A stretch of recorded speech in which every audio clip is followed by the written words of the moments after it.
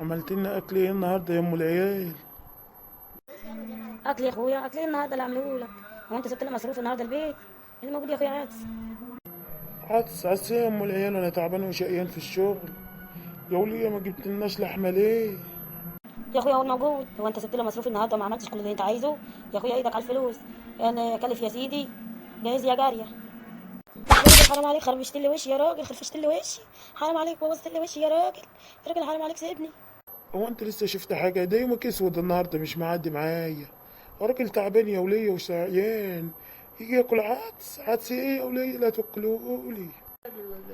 انت يا تخش جوه انت وهو، يلا يلا غور من وشي. حرام عليك يا سي مسعود، يا سي مسعود حرام عليك، انا ما عملتلكش حاجه يا اخويا. يلا يلا يلا شوفي مصلحتك مع عيالك اللي عرفوني دول.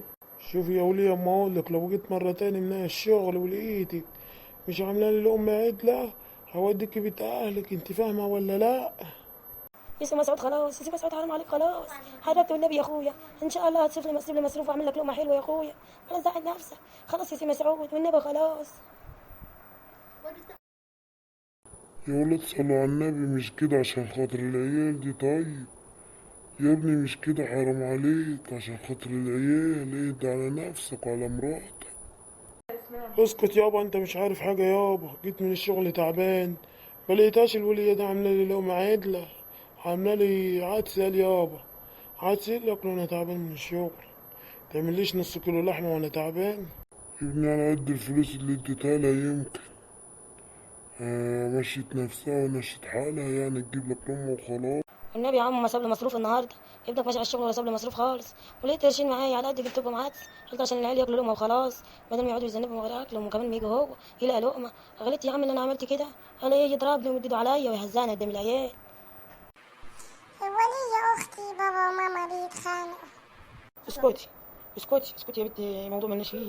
دبر مع بعض واحنا موضوع مالناش فيه. تعالي نلعب احنا واخواتك بس، وكبري دماغك.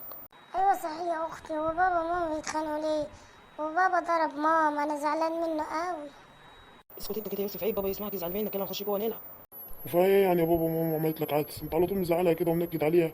مفيش مره تقول لها كلمه تبسطها كده تجبر خاطرها؟ إيه كتر خيرها يعني اللي عملت لنا لقمه نيجي ناكلها وانت ما سبتلهاش مصروف. اسكت انت يا ابن الجزمه، خلينا اعرف اكلمها بس. احنا تعبانين وشقيانين في الشغل.